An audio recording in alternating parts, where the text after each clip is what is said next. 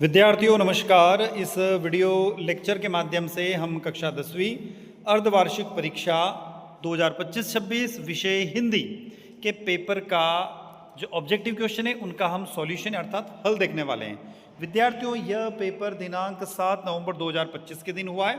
अब हम इस क्वेश्चन पेपर के जो क्वेश्चन है उनके सॉल्यूशन की तरफ चल रहे हैं। पहला प्रश्न दिया हुआ है, सही विकल्प का चयन करके लिखिए। और इसमें जो प्रश्न दिया हुआ है, यहाँ दिया हुआ है, यह दंतुरित मुस्कान कविता में नागार्जुन ने किस मुस्कान का वर्णन किया है? तो विद्यार्थियों, इसका करेक्ट आंसर हो जाएगा छोटे बच्चे की मुस्कान का वर्णन किया है। किसकी? छोटे बच्चे की मुस्कान का वर्णन किया है। आगे चलते हैं। नेक्स्ट क्वेश्चन है, छायावाद के आधार स्तंभ क्या है? तो दूसरा प्रश्न है, उसका करेक्ट आंसर हो जाएगा जयशंकर प्रसाद।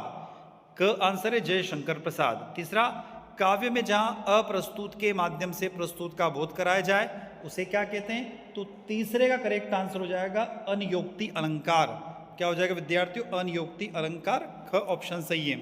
चौथा, एक ऐसी रचना जो छंद ताल तुकबंदी से मुक्त तक तथा विचारपूर्ण हो उसे क्या कहते हैं? तो विद्यार्थियों, उसे गद्य कहते हैं। याद रखिएगा, उसे गद्य कहते हैं। अगला प्रश्न है, जिस समास का पहला पद विशेषण और दूसरा पद विशेष्य हो उसे क्या कहा जाता है? तो उसे विद्यार्थियों कर्मधारय समास कहते हैं। क्या बोलते हैं? कर्मधारय समास। अगला, साना साना हाथ जोड़ी पाठ की विधा कौन सी है? तो एक यात्रा वृत्तांत है। क्या है? एक यात्रा वृत्तांत है। अगले क्वेश्चन की तरफ चलते हैं। प्रश्न क्रमांक 2, रिक्त स्थानों की पूर्ति कीजिए। इसमें देखते हैं, वात्सल्य और श्रृंगार रस का श्रेष्ठ कवि कौन है? तो करेक्ट आंसर आपका यहाँ पर हो जाएगा सूरदास। कौन है? सूरदास इसका करेक्ट आंसर हो जाएगा। दूसरा, दृश्य एवं श्रव्य के मुख्य प्रकार कौन से? तो काव्य हो जाएगा। इसका आंसर आपका काव्य हो जाएगा। क्या हो जाएगा? काव्य। अगला, मातृ का छंद में क्या लिखा है? तो चौपाई। मातृ का छंद चौपाई 4 चरण का होता है जिसमें 16-16 मात्राएं होती है। तो इसका करेक्ट आंसर चौपाई हो जाएगा। एक कहानी यह भी पाठ में का व्यक्तित्व विशेष तौर पर उभर कर आया है। तो चौथे का करेक्ट आंसर यहाँ पर हो जाएगा मनु भंडारी। क्या करेक्ट आंसर? रिक्त स्थान में आ जाएगा मनु भंडारी, जो कि मध्य प्रदेश के भानपुरा के रहने वाली कवित्री है। अगला प्रश्न है, सीता अधिक खाना खाती है, इस वाक्य के रेखांतिक शब्द में क्रिया विशेषण की बात बताइए। तो 5वां करेक्ट आंसर हो जाएगा वाचन। क्या हो जाएगा? वाचक। सॉरी, आ जाएगा वाचक। तो इसका करेक्ट आंसर वाचक हो जाएगा। अगला, सिलीगुड़ी से ही हमारे साथ ही थी यह क्या थी? तो तिस्ता। क्या थी? तिस्ता। करेक्ट आंसर तिस्ता हो जाएगा, तिस्ता नदी। अगला क्वेश्चन आ गया, तीसरा प्रश्न, निम्नलिखित कथनों के समक्ष सत्य व सत्य लिखिए। योग संदेश सुनकर गोपियों के विरह अग्नि कम हो रही है। तो आपको यहाँ ट्रू और फॉल्स के बारे में बात करना। तो ये जो स्टेटमेंट है, योग संदेश सुनकर गोपियों की विरह अग्नि कम हो रही है, तो ये स्टेटमेंट असत्य। याद रखना, ये स्टेटमेंट असत्य है। अगला है कि जशोदा हरि पालने झुलावे में वात्सल्य रस है।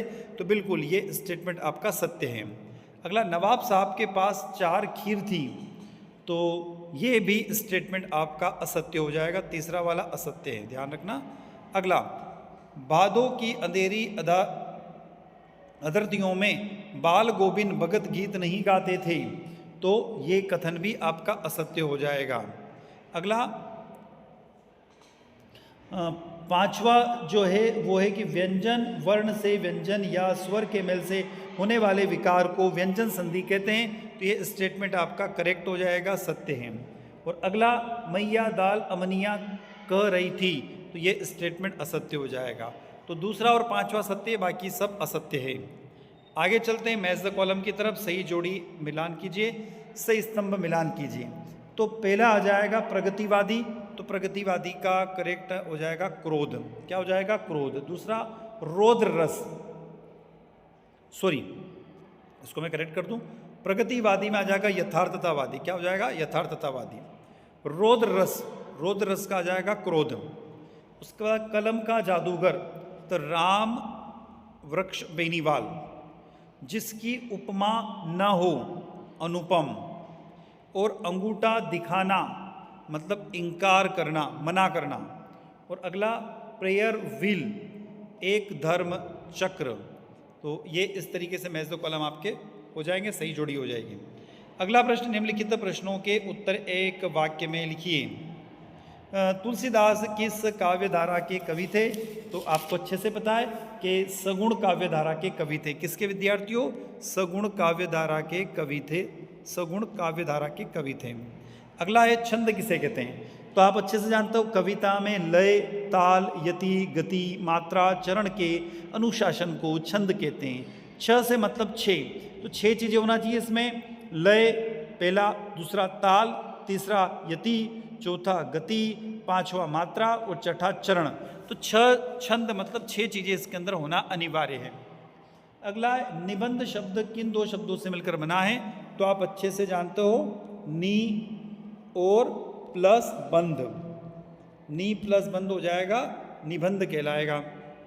अगला, भोलेनाथ का असली नाम, आज्ञावाचक किसे कहते हैं? तो आज्ञावाचक में हमने किसी को आज्ञा देना, जाओ वहाँ से सामान लेके आओ, जाओ वहाँ से पुस्तक लेके आओ, अपने स्थान पर बैठे रहो, तो ये आज्ञावाचक वाक्य हो गया। तो वहाँ पर किसी व्यक्ति विशेष को आज्ञा देना, उसको आज्ञावाचक वाक्य कहते हैं। भोलेनाथ का असली नाम तारकेश्वर नाथ था। क्या था? तारकेश्वर नाथ था। कटाऊ किस नाम से प्रसिद्ध है? तो भारत का स्विट्जरलैंड है। क्या है? भारत का स्विट्जरलैंड है। आगे चलते हैं। रीतिकाल के काव्य के मुख दुख की विशेषताएं लिखिए। आपने लिख दी होगी विद्यार्थियों। तो ये प्रश्न पत्र जो बहुत अच्छा सा प्रश्न पत्र आए, और इस प्रश्न पत्र के बेसिस पर आप अपने बोर्ड की तैयारी को जारी रख सकते हैं। हम आगे चलते हैं, प्रश्न क्रमांक 21 की तरफ मैं आपको ले चल रहा हूँ। इसमें बहुत अच्छे से क्वेश्चन दिए हुए हैं। जैसे 21वें प्रश्न की तरफ हम आगे, निम्नलिखित अपठित गद्यांश के अथवा काव्यांश को पढ़कर नीचे दिए गए प्रश्नों को लिखिए। ग्लानि किसका विधान है? तो इसमें से आपको अपना आंसर बताना है। तो ग्लानि किसका विधान है? तो ग्लानि अंतःकरण की शुद्धि का एक विधान है। ग्लानि अंतःकरण की शुद्धि का एक विधान है। सच्चे सुधार का द्वार क्या है? तो सच्चे सुधार का द्वार क्या है? तो अपने दोष का अनुभव, अपने अपराध को स्वीकार करना, आंतरिक अस्वस्थता का उपचार तथा सच्चे सुधार का द्वार है। गद्यांश का उचित शीर्षक क्या है? तो ग्लानि। क्या है? ग्लानि। हम कब तक अच्छे नहीं बन सकते? जब तक हमारे अंदर कोई बुराइयां हैं तब तक हम अच्छे नहीं बन सकते हैं। इसके अलावा अथवा में देखो कितना अच्छा दिया। इस काव्यांश का उचित शीर्षक क्या है? तो शिक्षा। क्या हो जाएगा? शिक्षा। सत्य पात्र कौन बन सकता है? तो शिक्षा के बिना कभी भी कोई सत्य पात्र नहीं बन सकता है। तो शिक्षा होगी तो यह सत्य पात्र बन सकते हैं। आज हम कलेश में क्यों पड़े हुए हैं? तो शिक्षा के बिना हम कलेश में पड़े हुए हैं। तो एजुकेशन बहुत जरूरी है। इस पैराग्राफ का अर्थ ये है। तो विद्यार्थियों, ये पेपर अभी हमने आपको बताया है कि दिनांक 7 नवंबर 2025 को हुआ है। आई होप वीडियो लेक्चर आप लोगों को अच्छा लगा होगा। अच्छा लगता तो वीडियो को लाइक कीजिएगा, आपके क्लासमेट तक, आपके साथियों तक वीडियो को शेयर कीजिए, कमेंट बॉक्स में कमेंट करके बताइएगा, और चैनल को सब्सक्राइब अवश्य कीजिएगा, जिससे हमें एक मोटिवेशन मिलता रहे और इसी तरीके से हमेशा हम आपके साथ बने रहें। विद्यार्थियों, मैं आपसे विदा लेता हूँ। नए वीडियो के साथ पुनः आपसे मुलाकात होगी। जय हिंद, जय भारत।